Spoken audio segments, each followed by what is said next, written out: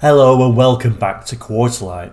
Today we're going to look at Reliant. No, not our favourite three-wheeled fiberglass car. This time we're looking at a sports estate, the Reliant Scimitar. The Reliant Scimitar was produced between 1964 until 1986. And during that 22 years of production, it evolved from being a coupe GT into the sports estate, the GTE, which is the brochure we're going to look at today. The new Scimitar GTE. Now this brochure is from around about 1975, when this new variation of the Scimitar GTE came out. This is the SE6 version, which is a more luxurious model to what it replaced, the SE5. So let's have a look at this brochure in a bit more detail. Front cover, the new Scimitar GTE, and at the bottom it says a bigger all-round motoring experience. And as you can take from that, the SE6, as well as being a bit more luxurious, was also longer and wider than its predecessor, giving a little bit more rear leg room for those rear passengers. And you can also see that those beautiful chrome bumpers have now been replaced for these black ones, and the headlights a little bit bigger, etc, etc. But this is an overall supposedly more luxurious version of the Scimitar. So let's open the page and see what else we can learn. So we open the brochure up and we're straight into the centre pages. Yes, this is just a very basic brochure, but it still gives us lots of detail.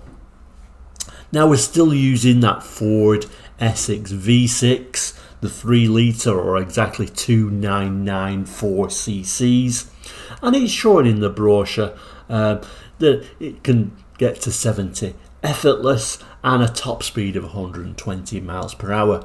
A pretty fast car, but remember it's a big engine with, you know, that light fiberglass body. And of course that goes on to say, because it's this great power to weight ratio, we're still getting between 22 and 28 miles per gallon. As it says, remarkable for a 3 litre engine, which it certainly is for its time. It goes on to talk about the advantage of glass fibre being rust resistant, and then continues to talk about it now having enough leg room for 4 people for the first time. And obviously there's always that concern with fiberglass cars, so it talks a bit about the safety, etc, etc. And then finally talking about the advantage of this being a sports estate, if you will, with these seats folding down and the practical hatch at the back, making it both a sports car and a practical estate car.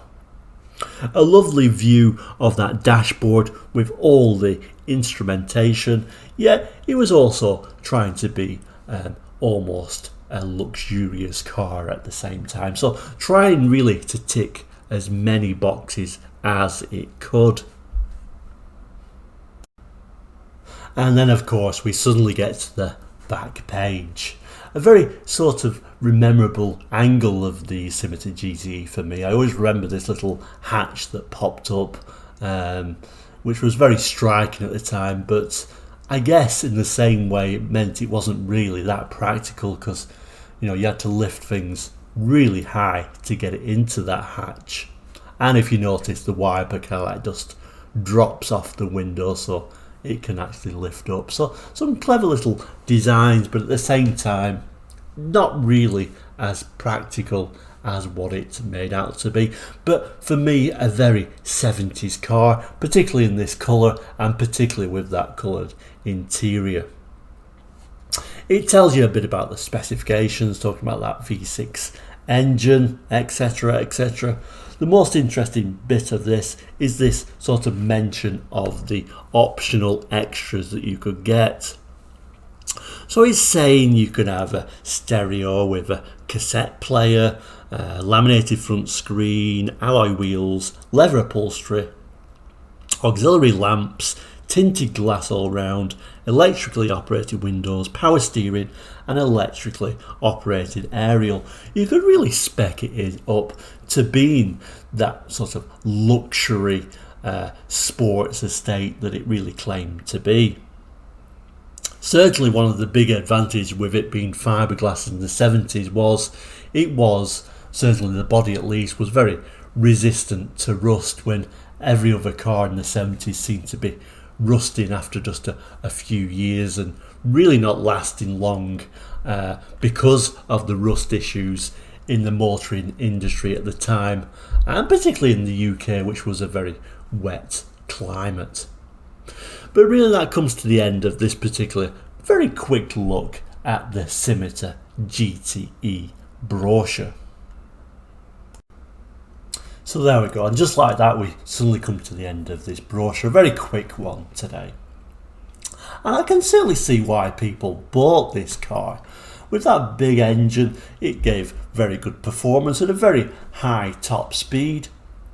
With it, pretty reasonably good fuel economy for the 70s out of a 3 litre engine. Plus, like I say, all of the cars seem to be rusting around it, and there you go, a fiberglass car that doesn't rust.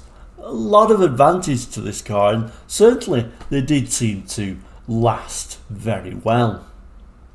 Do you have any memories of the Scimitar GTE? My personal memories are just of seeing them around. There were a lot of them around at the time.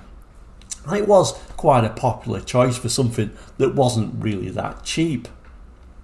Thank you once again for watching Quarterlight. Please do like and subscribe, but also comment. I always enjoy reading your comments of your memories of a particular car, so please keep doing that. I'll certainly reply to everyone. But for now, we'll say take care and goodbye.